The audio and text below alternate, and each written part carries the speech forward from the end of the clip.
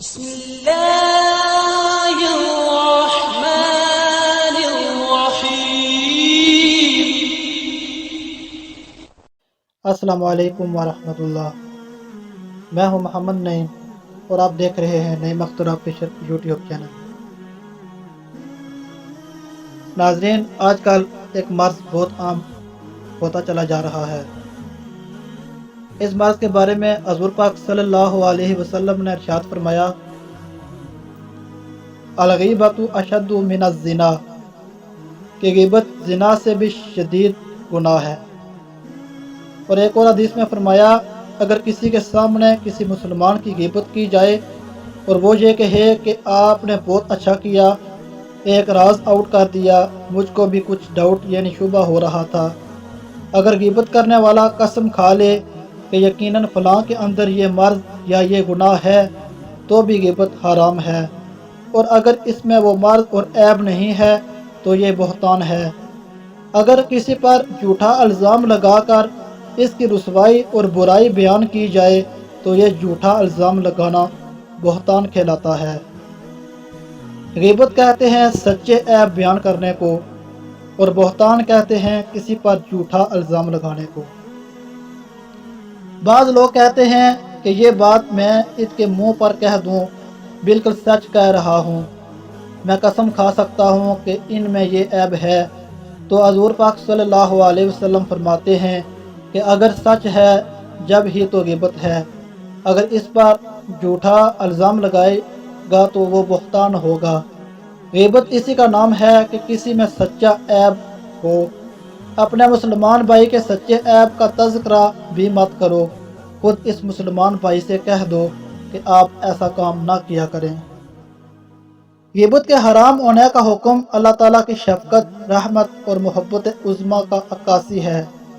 جیسے کسی کا بیٹا نماز نہیں پڑھتا، والد اس کو ڈانٹتا ہے، اس کے کان کھینچتا ہے، اس کو سزا بھی دیتا ہے، لیکن والد یہ نہیں چاہتا کہ اس کے بیٹے کی جگہ جگہ رسوائی ہو، ہر بندہ اس کے بارے میں الٹی سیدھی باتیں کرے کہ فلاں کا بیٹا بے نمازی ہے۔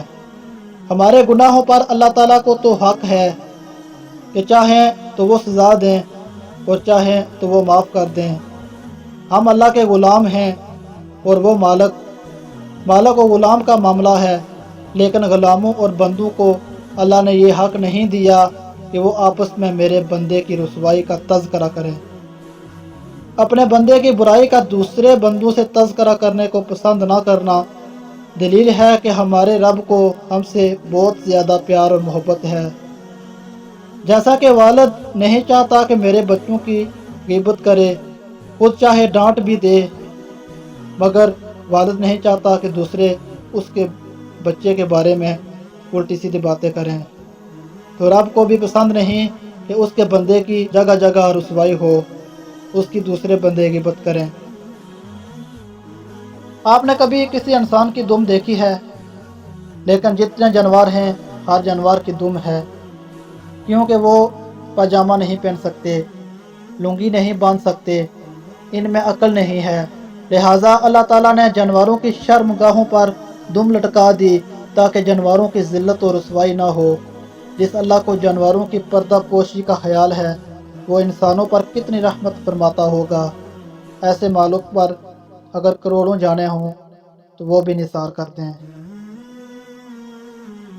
اب بات کرتا چلوں کہ کل لوگوں کی برائی بیان کی جا سکتی ہے جو غیبت نہیں کہلاتی۔ جس کا نقصان متعدی ہو، اس کی برائی کے بارے میں دوسروں کو بتا سکتے ہیں۔ مثلا کوئی دین سے گمراہ انسان ہے، گمراہی کا لٹریچر لکھتا ہے، امت کو گمراہ کرنے کی کوشش کر رہا ہے، تو علماء پر فرض ہے کہ اس کے خلاف لکھیں، یہ شخص گمراہ ہے، اس کی کتابیں مت پڑھیں، اس کی باتیں مت سنیں، مگر جس کا ضرر متعدی نہ ہو، اس کا اپنا ذاتی فعل ہو، تو اس کو تنہائی میں سمجھا دینا چاہیے۔